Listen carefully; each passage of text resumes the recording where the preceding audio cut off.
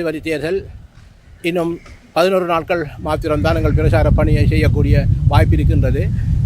நமக்காக நாம் என்கின்ற அந்த பிரச்சார பணி யாழ் மாவட்டத்தில் இருக்கின்ற பொலிகண்டி தொடக்கம் பொத்திவேலை நோக்கி நாங்கள் இந்த பிரச்சார பணியை இப்பொழுது முன்னெடுத்து கொண்டு வருகின்றோம். இப்பொழுது மட்டக்களப்பு மாவட்டத்திலே இன்றுதான் நாங்கள் இந்த பிரச்சார பணியை ஆரம்பித்திருக்கின்றோம்.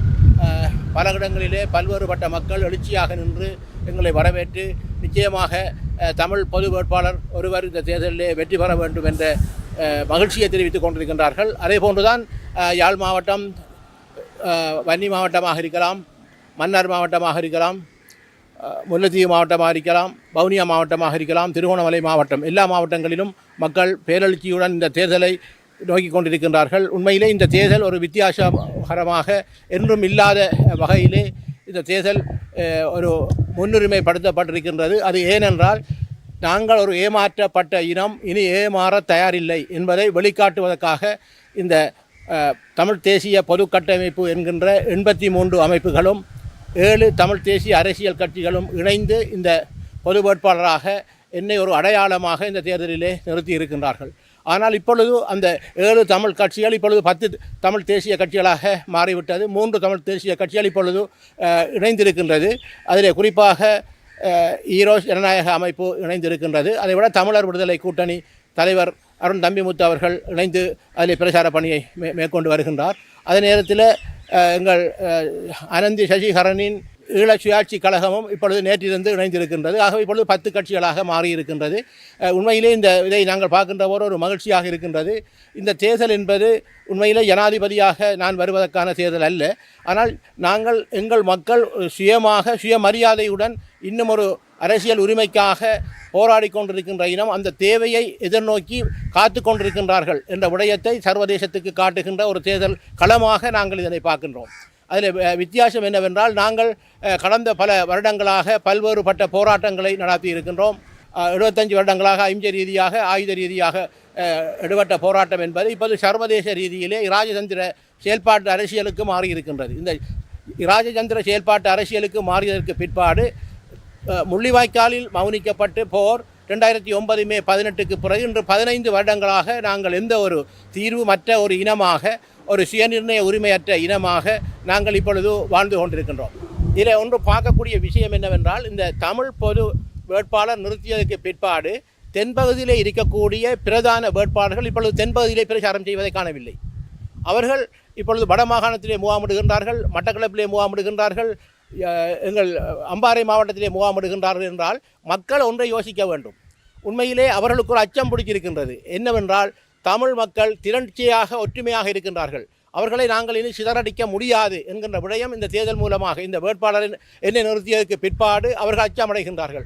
அதற்காகவே அவர்கள் எனது பெயரை குறிப்பிட்டு பல்வேறுபட்ட பிரச்சாரங்களை தென்பகுதியிலே செய்து கொண்டிருக்கின்றார்கள். இதில் தமிழ் மக்கள் ஒன்றை உணர்ந்து கொள்ள வேண்டும். உண்மையிலே ஒரு இலங்கையில் இருக்கின்ற இலங்கை சோசியலிச ஜனநாயக குடியரசின் ஜனாதிபதியாக ஒரு சிறுபான்மையைச் சேர்ந்த அல்லது தமிழ் மக்கள் ஒருவன் வர முடியாது என்று இருந்தாலும் கூட நாங்கள் வாக்களிக்கின்ற உரிமை எங்களுக்கு இருக்கின்றது. நாங்கள் தான் பல்வேறு ஜனாதிபதிகளுக்கு வாக்களித்து ஏமாற்றப்பட்டிருக்கின்றோம். ஆகவே இன்று நாங்கள் ஒற்றுமையாக ஒரு விடயத்தை கூறுவோமாக இருந்தால் அவர்களுக்கு ஒரு நெஞ்சிலே ஒரு உணர்வு ஏற்பட வேண்டி இருக்கின்றது. என்னவென்றால், நாங்கள் கடந்த காலங்களாக 8 ஜனாதிபதிகளை ஏமாற்றியதற்காக அவர்கள் எங்களுக்கு தந்த தண்டனையாகத்தான் இதை அவர்கள் ஏற்றுக்கொள்ள வேண்டுமே தவிர வேறு எந்த விடயமும் அவர்கள் ஏற்றுக்கொள்ளவில்லை.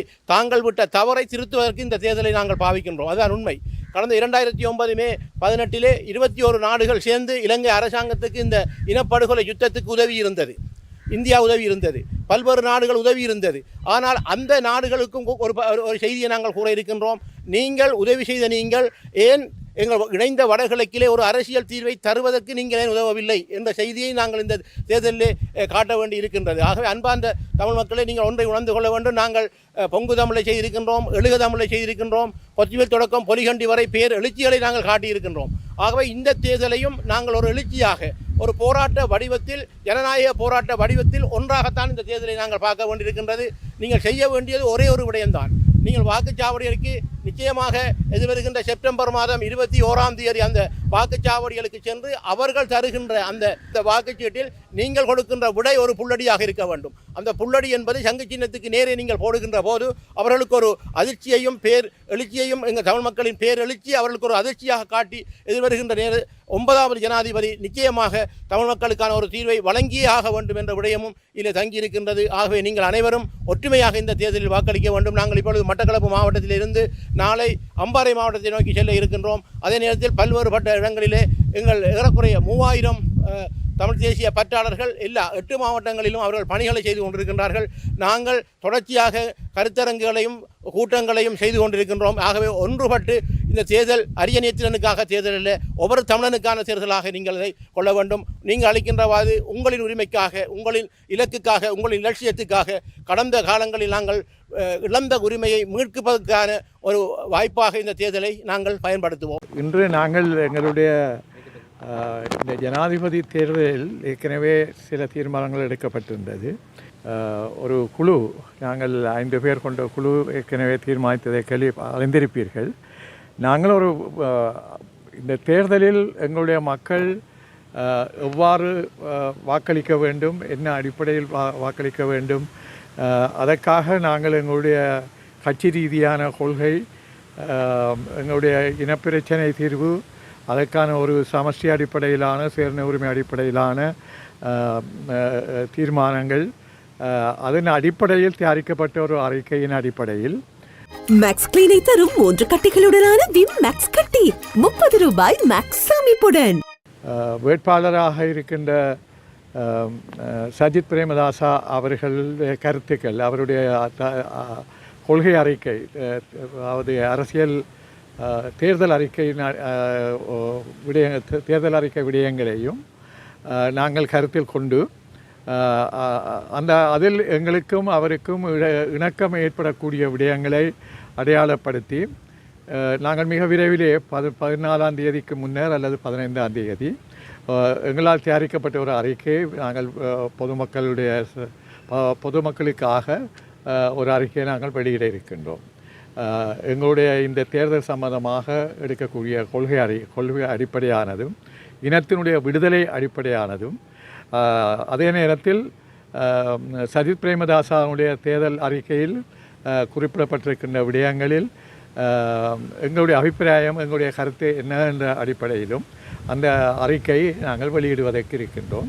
அநேகமாக 14, 15ஆம் தேதிகளில் நாங்கள் மீண்டும் இந்த 5 அடங்கிய குழு அந்த அறிக்கையை நாங்கள் பத்திரிகையாளருக்கும் பொதுமக்களுக்கும் நாங்கள் வெளியிடுவோம். நான் ஒன்றும் மாறுபட்ட கருத்தை சொல்லவில்லை.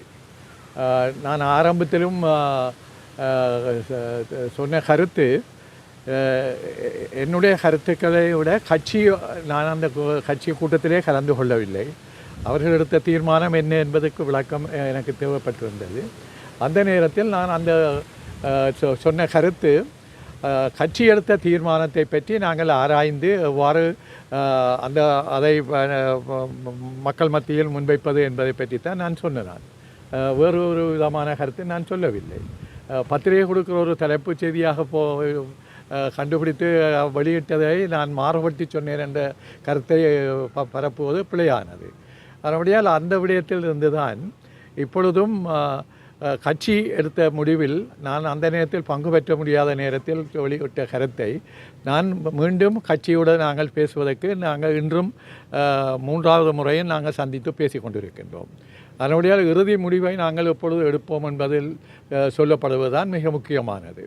அதன்படியால் நாங்கள் கட்சி எடுத்த தீர்மானம் என்பது இன்றும் அதில் நாங்கள் என்ன மாற்றங்கள் திருத்தங்கள் செய்யப்பட வேண்டுமோ அதை பற்றியும் நாங்கள் பேசியிருக்கின்றோம்.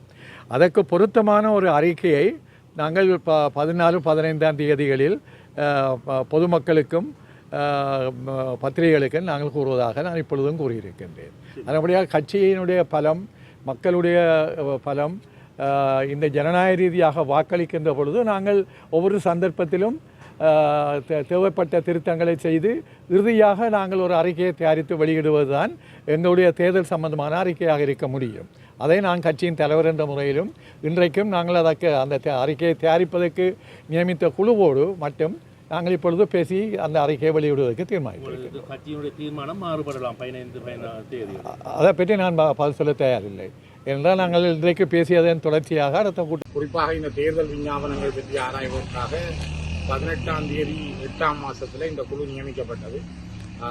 நான், அண்ணன் மாவி சேனாதிராஜா, மருத்துவர் சத்தியலிங்கம், ஸ்ரீ சோக தலைவர் CVK சிவஞானம், பேச்சாளர் சுமந்திரன், மட்டக்களப்பு மாநகர முன்னாள் மேயர் சரவணபவன், இந்த 6 பேர் கொண்ட குழு நியமிக்கப்பட்டது.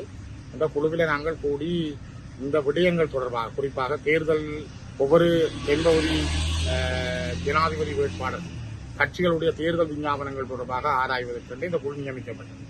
இந்த குழு நாங்கள் முதல் கூடுவதற்கான காலம் பிந்திவிட்டது. இப்பொழுது இன்றைக்கும் இந்த தேர்தல் விஞ்ஞாபனங்களில் இருக்கிற கிட்டத்தட்ட 6 கட்சிகளுடைய விஞ்ஞாபனங்கள் பற்றி ஆராய்ந்து நாங்கள் இன்னும் சில கட்சிகளுடைய நாங்கள் ஆராய வேண்டியிருக்கிறது. தொடர்ந்து இந்த குழு இன்னும் தடவைகள் கூடி சில முடிவுகளை எடுத்த பின்னர் நாங்கள் ஒரு தெளிவான அறிக்கையை மக்களுக்கு தருவோம். சஜித் பிரேமதாசவுக்கு ஆதரவு தெரிவித்தவை தொடர்பாக உங்களுக்கு மத்திய குழுவில் எடுக்கப்பட்ட தீர்மானம் தொடர்பில் நாங்கள் இன்றைக்கு இதில் பேசினாங்கள். இது தொடர்பாக இன்னும் தொடர்ந்து அடுத்த சிறப்பு கூட்டங்களையும் பேசித்தான் முடிவு நாங்கள் சொல்லுவோம். அவருடைய சஜித் பிரேமதாசோடு கலந்துரையாடுவதற்காக சுமந்திரன் எம்பியை நியமித்தது அப்படியான கருத்துக்கள் இருக்கு. அது ஏற்கனவே அவர் சில விடயங்களை அவையிட்டிருந்து கேட்கறதுக்காக அவர்கள் என்னென்ன விஷயங்களை தருவினோம். அது தனியாக சஜித்தோட மட்டுமில்லை, ரணில் விக்ரமசிங்க, நாமல் ராஜபக்ச அல்லது அனுரகுமார சாநாயக்கா போன்றவருடைய தேர்தல் விடயங்களில் தமிழ் மக்களுடைய அரசியல் உரிமைகளுக்காக அவர்கள் என்ன வடிவங்களை எழுத்து மூலம் தர தயாராக இருக்கிறார்கள் என்ற விடயங்களை தொடர்பு கொள்வதற்கான ஒரு கட்சியினுடைய பேச்சாளர் என்ற வகையில் அவருக்கு அந்த பதவி வழங்கப்பட்டிருந்தது, அந்தஸ்து வழங்கப்பட்டிருந்தது. ஆகவே அது தொடர்பிலே அவர் அதை கையாளலாம், அதுக்குரிய உரிமை வழங்கப்பட்டிருக்கிறது. இனி அவர்கள் தரப்போற எழுத்து மூலமான ஆவணங்களை பொறுத்து தான் இந்த முடிவுகளுக்கு நாங்கள் போவோம். பொது வேட்பாளருக்குரிய ஆதரவை வெளிப்படையாகவே நான் சொல்லியிருக்கிறேன். இப்பொழுதும் உங்களுக்கும் அதை சொல்லுகிறேன். அது கட்சியில் இருக்கிறவர்களுடைய தனிப்பட்ட முடிவுகள். அது கட்சி எந்த விதமான பாதகத்தையோ அல்லது அவர்கள் மீது நடவடிக்கை எடுக்கணும் என்றதையோ கட்சி கொள்ளவில்லை. இப்பொழுதும் கூட நான் தெளிவாக என்னுடைய நிலைப்பாட்டை சொல்லியிருக்கிறேன். நான் சார்ந்து அல்லது எங்களுடைய மாவட்டத்தில் எடுக்கப்பட்ட எனக்கு தரப்பட்ட தீர்மானத்தின் அடிப்படையில் நாங்கள் அந்த விடயத்தை கையாளுவோம். உங்களுக்கான மதிய போசனம் தயாராக மதிய போசனம் தயாராகுதா? பாட்டுக்குழுவினர் வந்தவுடன் அதனை நாங்கள் கலந்து கொள்வோம். எங்களது மாணவ உறுப்பினர்களும் நெஞ்சுக்குள்ளே நான் என்று சொன்னால் புரியும்.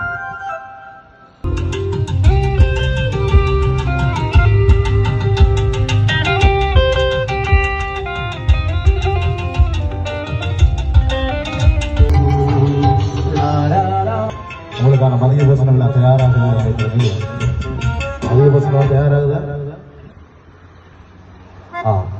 பாட்டுக்குழுவினர் வந்தவுடன் அதனை நாங்கள் கலந்து கொள்வோம். எங்களது மாணவ உறுப்பினர்களும் நெஞ்சுக்குள்ளே நான் என்று சொன்னால் புரியும்.